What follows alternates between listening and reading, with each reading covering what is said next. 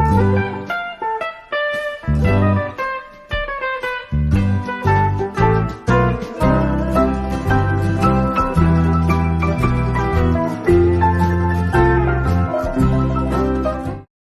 सभी को, मैं मत्तू केवट।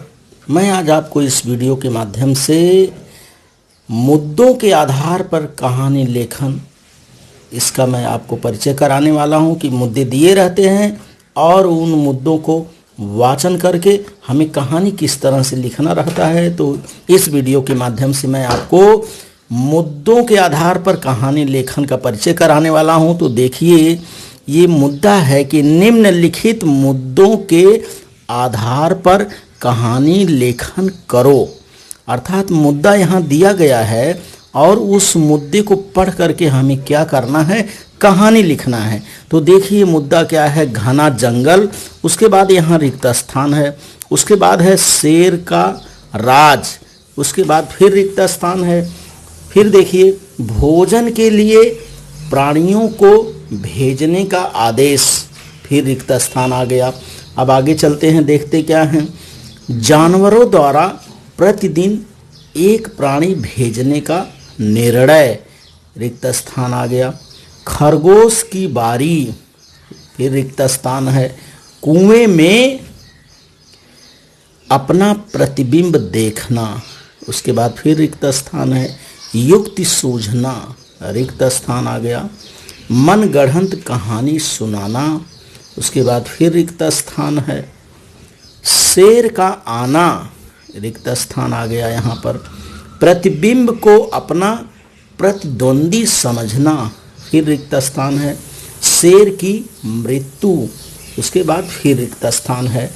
तो इतनी जगह एक कहानी जो है ये मुद्दा दिया गया है और इन मुद्दों में जहाँ जहाँ रिक्त स्थान दिया गया है उस जगह पर कहानी को पूरा करने के लिए कह रहा है कि मुद्दों के आधार पर कहानी का क्या करिए, आप पूरा करिए कहानी को। तो लीजिए 30 पाठ का इस कहानी का नाम सबसे पहले हम देते हैं।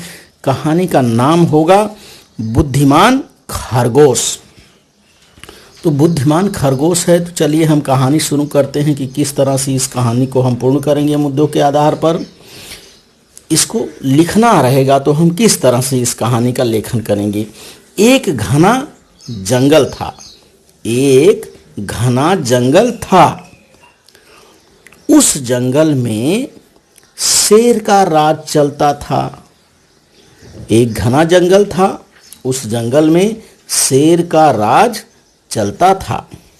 अब आगे देखिए, उसने आदेश जारी किया कि जंगल वाले रोज उसके भोजन के लिए कोई जानवर भेजा करें।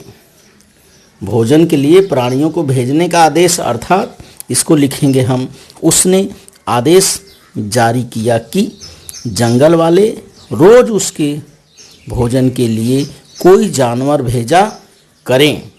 आगे देखिए क्या है।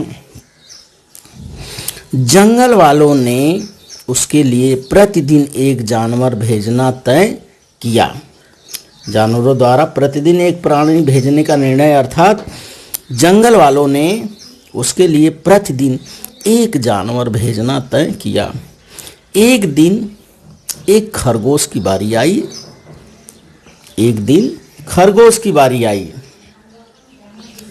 वह शेर का भोजन बनने के लिए जा रहा था।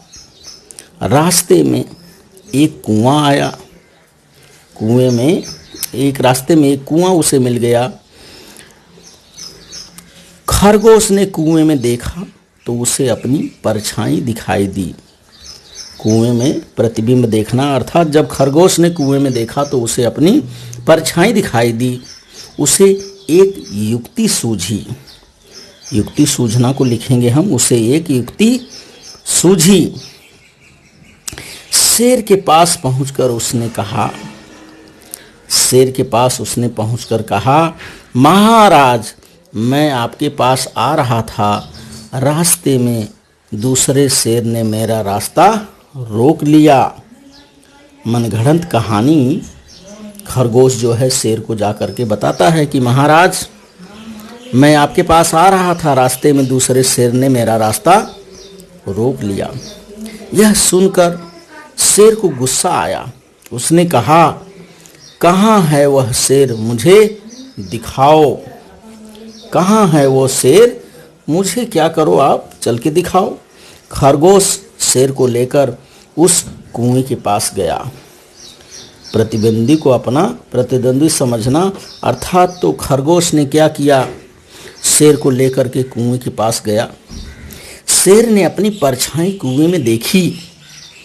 शेर ने अपनी परछाई कुएं में देखी।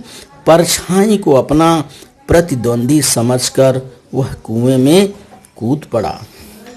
प्रतिबिंब को अपना प्रतिद्वंदी समझना अर्थात परछाई को वह अपना प्रतिद्वंदी समझकर कुएं में कूद गया पड़ा और उसकी क्या हो गई, शेर की मृत्यु हो गई। तो इस तरह से बुद्धिमान खरगोश ने जंगल के राजा शेर का खात्मा किया। तो इस तरह से यह मुद्दों के आधार पर कहानी है और इस कहानी का उचित शीर्षक हम देंगे बुद्धिमान खरगोश। तो इस वीडियो के माध्यम से आप मुद्दों के आधार पर कहानी का लेखन किस तरह से करते हैं इसका आपने परिचय किया। और मेरे आगे आने वाले वीडियो के लिए आप मेरे इस चैनल को लाइक करें, सब्सक्राइब करें, बेल आइकन को दबाएं। धन्यवाद सभी को।